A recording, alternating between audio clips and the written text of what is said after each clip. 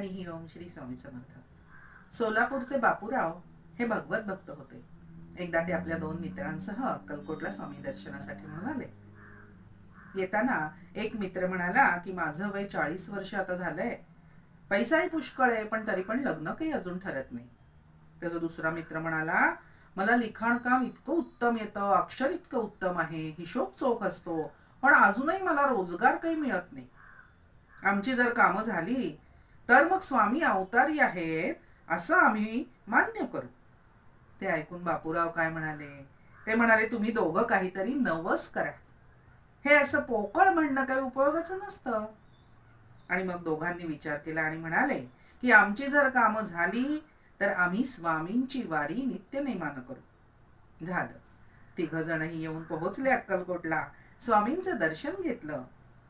तसं हास्यमुखानं स्वामी म्हणाले, संन्यासाची परीक्षा घेताय काय रे?